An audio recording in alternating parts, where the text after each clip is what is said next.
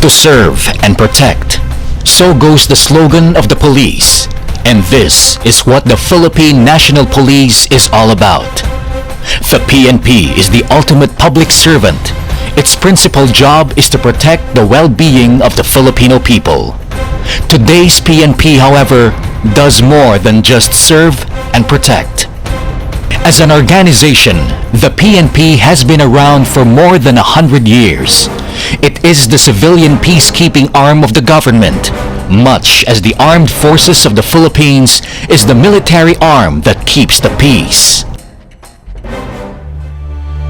Today's Philippine National Police was previously the Philippine Constabulary and the Integrated National Police. Before that, the Philippine Constabulary served as the National Police Force, even as local police forces were under the control of local executives. The Philippine Constabulary was created at the end of the Philippine-American War, after the Americans captured General Emilio Aguinaldo, President of the First Philippine Republic. Restoring peace and order was the first order of the day, and the American colonizers wanted a civilian peacekeeping force. In its first few years of existence, Americans occupied the highest posts in the constabulary. They gradually gave way to Filipinos with Brigadier General Rafael Crame, appointed as the first Filipino PC chief in December 1917.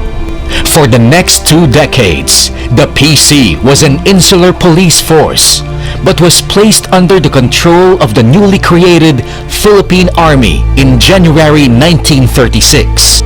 Manuel L. Quezon was president at that time, and the country was in transition from Commonwealth to independence.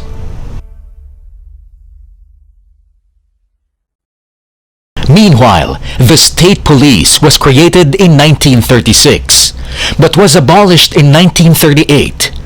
President Quezon himself reactivated the PC and placed it under the Department of Interior. With World War II looming, this reconstituted and revitalized Philippine Constabulary was prepared to take part in the defense of the motherland. The Japanese, however, forced the PC into servitude, along with local and national government officials. Individually, untold numbers of the men of the PC would join the guerrilla forces that sprang up after the Japanese invaded the country. While Japanese forces were still occupying the Philippines, President Sergio Osmeña created the Military Police Command in 1944. After the war ended, the National Police Force was created, again bearing the name of the Philippine Constabulary. In the decades that followed, the police was under the control of the heads of the local government units where they were assigned. These local police forces operated separately from the PC, and some units would face greater challenges than others, especially where confronting the local communist movement was concerned. The communists had been part of the guerrilla movement during the war, but had refused to lay down their arms when peace returned. As such, they had become a problem for the government. The movement grew and came close to capturing Manila, had it not been for Defense Secretary Ramon Magsaysay, who would eventually become president. It was his tactics and strategies that broke the back of the communist rebellion of the 50s. The communist movement was revitalized in the 60s, better organized, spread throughout the countryside. Subversive activities escalated until the early 70s, when then President Ferdinand Marcos declared martial law, ostensibly to defeat the communist threat. In 1975, the integration of all police forces nationwide was implemented via presidential proclamation. Thus, the Integrated National Police was formed. The PC, however, continued to exist as a separate organization, performing both police and military duties. A new unit, the Metropolitan Command or Metrocom, was created as part of the PC. The PC Metrocom was not always the most respected organization during the martial law years. If anything, it was the most feared.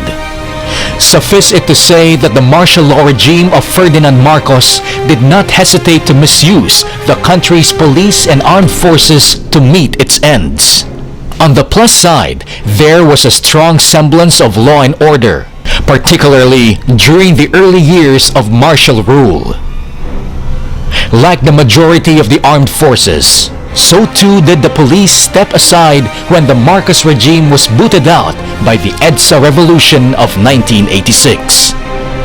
The 1987 Constitution finally called for the creation of a singular and professional police force that was national in scope and civilian in character.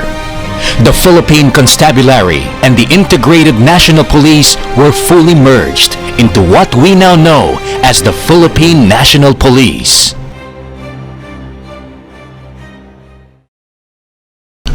Today's Philippine National Police is vastly different from its predecessors.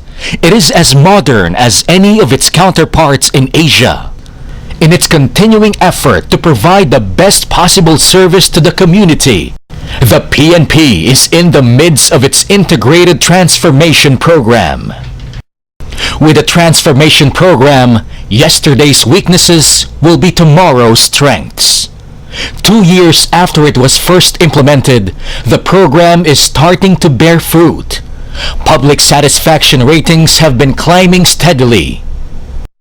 For the ordinary citizen, the ITP seeks to establish the identity of the neighborhood as the epitome of a good cop. Makadiyos, makabayan, makatao, makakalikasan.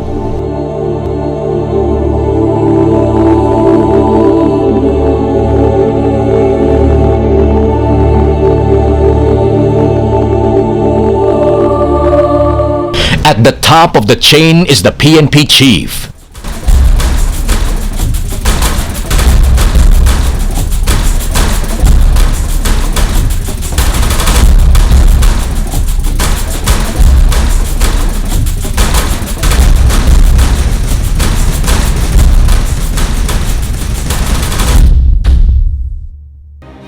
The PNP has a much tougher task now than 100 years ago. The world has become a more complex place, and criminality takes many forms, from raw terrorism to cyber criminality to organized crime. The PNP has not shirked its responsibility to serve and protect. Eternal vigilance is the price we pay to keep our freedoms. The PNP is on the job 24 hours a day, 7 days a week. But crime fighting is not the only job of today's PNP. Just as important is crime prevention. In this area, the PNP has been in partnership with the community. The badge worn by every policeman and policewoman must be more than a symbol of authority. It must also be a badge of honor. The overwhelming majority of the country's police force are men and women committed to keeping the peace. Scalawags are constantly being weeded out as early as possible, especially when they are found to have broken the public trust. Indeed, the PNP has evolved into a complete organization, committed to its vision of a professional, dynamic, and highly motivated Philippine National Police working in partnership with a responsive community towards the attainment of a safe place to live, invest, and do business in.